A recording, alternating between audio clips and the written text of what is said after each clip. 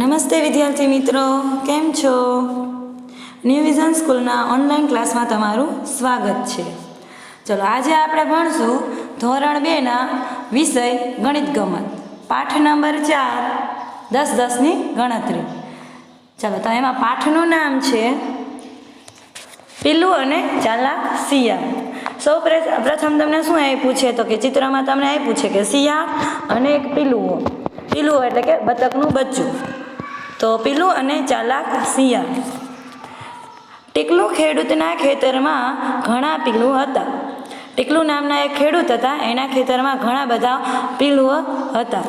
એક દિવસ ચાલાક શિયાળે નટખટ પીલુઓને આજુબાજુ રમતા જોયા. તો એક દિવસ શિયાળે શું જોયું? તો શિયાળે જોયું કે આજુબાજુ ઘણા બધા પીલુઓ રમતા હતા, એટલે શિયાળે એ પીલુઓને જોયા.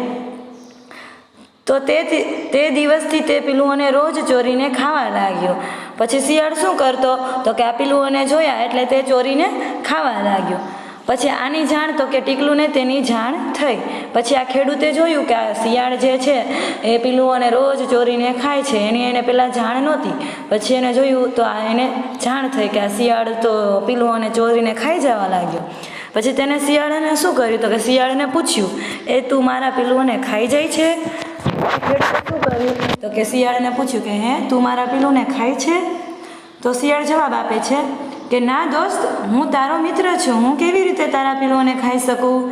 તો શિયાળ છે એ ખેડૂતને સામો જવાબ આપે છે કે ના દોસ્ત, હું તો તારો મિત્ર છું, હું તારા પીલુઓને થોડો ખાઉં.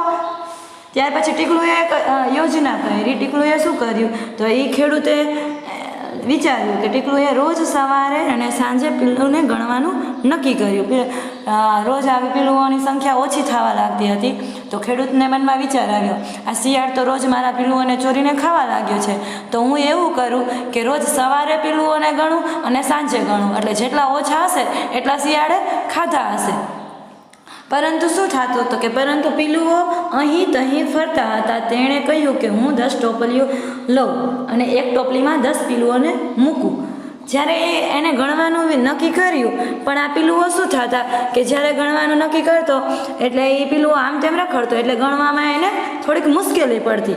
પછી એને ખેડૂતે નક્કી કર્યું કે હું શું કરું કે ટોપલીઓ લઉં, એક ટોપલીમાં 10 એવા પીલુઓ મૂકવો. જે આપણે પાઠમાં કીધું છે કે 10-10ની ગણતરી, એટલે એક ટોપલીમાં 10 મૂકે, બીજી ટોપલીમાં 10 મૂકે, એટલે એને ગણતરી કરવામાં થોડીક સરળતા રહી. પછી શું થાય? એક પણ પીલું ઓછું થશે તો હું શિયાળને મોટો ઠપકો આપીશ. જો આમ કરું અને એમાં જો પીલુંની સંખ્યા ઓછી થાય તો હું શિયાળને કહી શકું કે જો હવે પીલુંની સંખ્યા ઓછી છે તો તે જ મારા પીલુંને ખાધા હશે. પછી ત્યાર પછીના પેજ ઉપર સવારમાં તેણે બધા પીલુંને ગણ્યા. સવારમાં શું કર્યું? તો કે સવારમાં એને બધા પીલુંને ભેગા કરી અને ગણવાનું નક્કી કર્યું. 10-10ની ટોપલીઓમાં તે શું કરે છે કે એક ટોપલીમાં 10, બીજી ટોપલીમાં 10, ત્રીજી ટોપલીમાં 10, ચોથી ટોપલીમાં 10 અને 5 ટોપલીઓમાં 10-10 મૂકે છે. એવી રીતે એક ટોપલીઓમાં 10-10 એવા પીલુઓ મૂકે છે, એટલે એને ગણતરીમાં સરળતા પડે.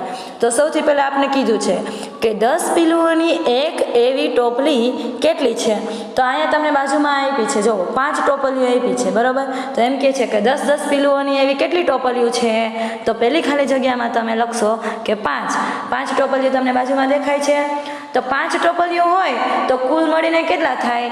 ચલો, તો અહીંયા તમને 5 ટોપલી હોય તો 10-10ની ગણતરી કરો તો એક ટોપલીમાં 10, બીજીમાં 10, ત્રીજીમાં 10, એટલે કે 5 ટોપલીઓમાં 50 પીલુઓની સંખ્યા થાય. હવે તમને બીજો પ્રશ્ન કીધો છે કે બધા મળીને કુલ કેટલા પીલું છે? તો બધા મળીને એટલે કેટલા? કે 10-10ની 5 ટોપલીઓ. અને તમે જોશો તો કે છૂટા રખડતા હોય એવા પીલું તમને 4 આપેલા છે, 2 ઉપર અને 2 નીચે. તો 50 + 4 તો તમારે કેટલા થશે? અહીંયા 54 પીલુઓ થશે. સૌથી પહેલાં ચિત્રમાં તમે જોશો તો 54 પીલુઓની સંખ્યા થશે. ત્યાર પછી સાંજે તેણે બધા પીલું ફરીથી ગણ્યા. સાંજે શું કર્યું? તો કે સાંજે એને ફરીથી પીલુઓ ગણવાનું નક્કી કર્યું. સવારમાં ગણ્યા ત્યારે એને 54 પીલુઓ થયા. પછી 10ની પીલુઓની એક એવી એને ખાલી જગ્યા ટોપલી છે. હવે તમે બીજા ચિત્રમાં જો 10ની એવી ટોપલીઓ કેટલી તમને દેખાય છે? 4 ટોપલીઓ દેખાય છે. તો 10-10ની 4 ટોપલીઓ હોય તો તમારે સંખ્યા કેટલી થાય? તો કે 40 સંખ્યા થાય. ત્યાર પછી બીજું, તેમાં કુલ ખાલી જગ્યા પ્લસ 3 એટલે કે કેટલા પીલું થાય? જો તમને 40 ટોપલીઓ આપી છે, બરાબર, 10 10 ની 4 એટલે કે 40, અને છૂટા કેટલા છે? તો કે 1 2 અને 3 પીલુઓ છૂટા આપેલા છે. આપ્યા છે તો કે 3 છૂટા છે એટલે 10 10 ની 4 એટલે કે 40 અને 3 છૂટા એટલે તમારે થશે 43 પીલુઓ થશે.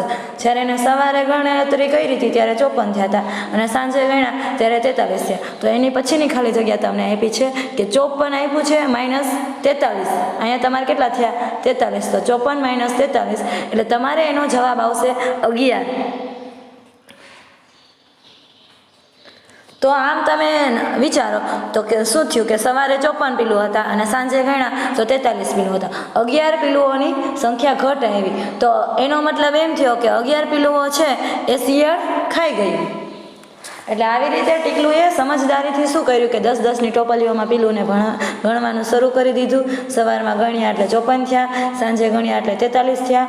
તો 11 પીલુઓ શિયાળ ખાઈ ગયો. એટલે આ પરથી આપણે એમ કહેવાય છે કે જે તમે 10 10 ની ગણતરી કરો તો તમને ગણવામાં થોડીક સરળતા રહે. તમે એમને પીલુઓને ગણો તો તમને થોડીક મુશ્કેલી પડે. એટલે આવી રીતે આપણે ઘરે દિવાસળી છે કે બીજું પેન છે કે ગમે તે રૂપિયાના સિક્કા છે તો એની 10 10 ની ઢગલીઓ કરો અને પછી તમે ગણતરી કરો તો તમને સરળતા રહે. અને તમે એમને ગણવાનું રહ્યો તો તમને થોડીક મુશ્કેલી પડે. ચાલો ત્યાર પછીનું પેજ. આ કેટલા છે? ચલો આ કેટલા છે એટલે બાજુમાં તમને શું આપ્યું છે કે લાકડીઓ આપી છે. તો લાકડીઓમાં એવી જ રીતે છે કે લાકડીઓના ટુકડા હોય, તમારી પાસે એકી સાથે ઢગલો પડ્યો હોય તો તમને ગણવામાં થોડીક મુશ્કેલી પડે. પણ અહીંયા શું કર્યું છે કે ભાનુ નામની છોકરીએ શું કર્યું છે કે લાકડીને શું કર્યું 10 10 ની થપ્પી બનાવેલી છે જે એને ભારી બનાવી. ભારી એટલે કે 10 નો ઢગલો કરવાનો અને એને ગાંઠથી બાંધી દો એટલે કે 10 ની એવી 1 ભારી 2 ભારી એવી રીતે એને ભારી કરી છે.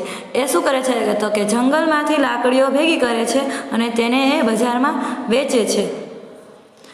તે 10 લાકડીઓનો ઉપયોગ કરીને એક ભારી બનાવે છે. 10 લાકડીઓને એક ભારી બનાવે એવી રીતે 10 10 લાકડીઓની ભારી બનાવે છે. તો તમને પહેલો પ્રશ્ન આપ્યો છે કે 3 ભારીમાં ખાલી જગ્યા લાકડી છે. 3 ભારીમાં કેટલી લાકડી થાય? તો તમે જુઓ 10 10 ની લાકડીઓ હોય તો 3 ભારીમાં કેટલી થાય? તો કે 30 થાય તમારે. ત્યાર પછી બીજું, હવે આ કુલ કેટલી લાકડીઓ છે? બધી થઈને ખાલી જગ્યા લાકડી થાય.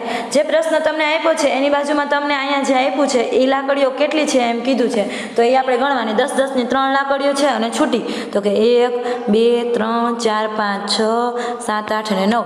છૂટી 9 અને 10 10 ની 3 એટલે 30. 30 ને 9 એટલે કે 39 લાકડીઓ તમને અહીંયા આપેલી છે.